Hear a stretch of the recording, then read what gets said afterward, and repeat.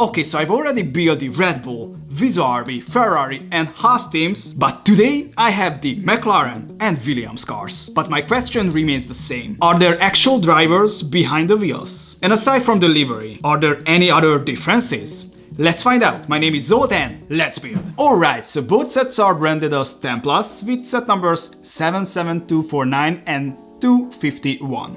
The Williams contains 263 pieces and the McLaren is 269.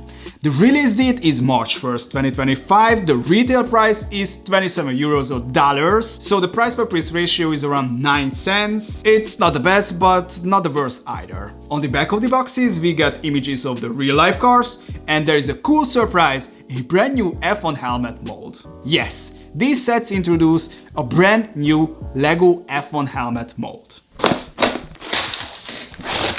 Okay, so I can see the pattern now. Both sets have 6 numbered bags, 2 chassis pieces which are not bagged at all.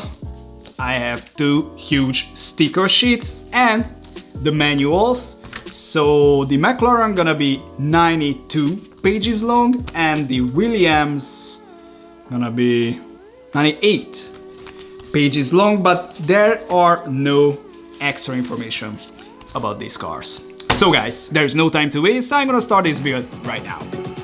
Let's go start this.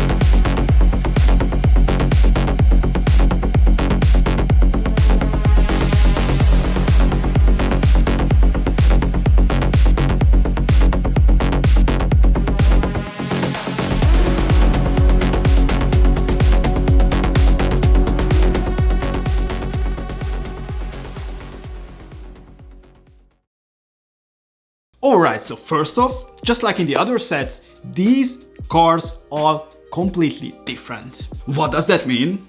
It means every single F1 car is built differently. So if you plan on buying them all, you'll experience 10 unique builds. Yes, there will be similarities, but about 80% of the builds will be completely different. Just look at them side by side. The first few steps are already different. The cockpit, the side pods, even the venturi tunnels are built differently. However, the rear and front wings are almost identical, in structure-wise. Now, let's talk about the minifigures. Each set includes one, but unfortunately they are not the real drivers. While LEGO managed to secure the F1 license, they can't use the actual drivers' likenesses in minifigure form. Hopefully this will change in the future, or maybe we'll get a proper collectible lineup. Just imagine, instead of just small collectible F1 cars, they made collectible F1 drivers. But this is just my 2 cents. So in these sets we got the McLaren and the Williams suited minifigures. Tier torso prints are brand new, but they are not the most detailed. LEGO could have added more sponsors or printed details on the legs or printed arms or something else. That said, the main logos are recognizable. One cool new addition is the F1 helmets, which are completely new mold. Surprisingly, the visors are built in, meaning I can't remove or open them. They are fixed in this position. In this case, the McLaren comes with a translucent dark grey and the Williams comes with a translucent orange color. Underneath we can find randomized minifigure faces with an extra hairpiece, so if you want to change it, you can do it. Now, onto the cars. First thing first, the colors.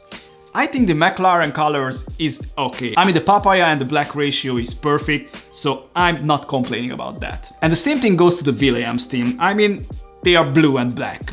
and this car is blue and black also. Obviously this color is not the exact shade of the Williams color, but hey, this is a Lego set, so I think this color is a pretty good one. Both cars have very similar front wings, the nose is fully printed, but everything else on the winglets uses stickers. And I have to stop here. Just look at how many sponsored decals they managed to fit in these models. This wave easily has the most detailed Speed Champions F1 cars they ever made. Moving on, we have brand new front axles. Older F1 Speed Champion sets always lack detail in this area. But LEGO finally nailed it with fully accurate front axles for all F1 cars, complete with some stickers. And speaking of accuracy, these sets come with 4 brand new tires. Both cars use these white, hard compound tires, and for the first time in the Speed Champions lineup, the rear tires are wider than the front ones. Yes, this level of attention to detail is exactly what we need.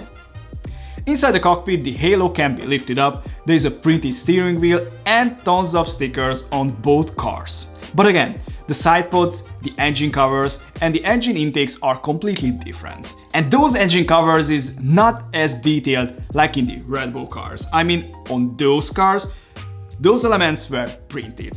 But in this case, they made some stickers, which is okay, I mean, Speed Champion sets, I get it, but those were much more cooler than these with the stickers. And finally, the rear section of both cars are almost identical, with only the stickers setting them apart. But if you flip them over, you will see even more differences. I mean, just look at the McLaren.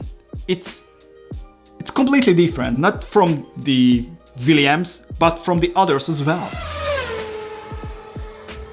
So overall, these F1 cars are not identical. I told you this yesterday, but every rule still applies for today. These F1 cars are not identical. They differ in almost every way possible. Yes, there are similarities. After all, they are both F1 cars, so they have to share certain elements. The front and the rear wings are built in almost the same way, but everything else is completely unique. So if you are worried about the repetitive building experience, rest assured, you will love them all. So guys, what do you think of these sets? Let me know in the comments below, and if you like what you saw, please hit that like button and don't forget to subscribe. See you in the next one. Bye bye.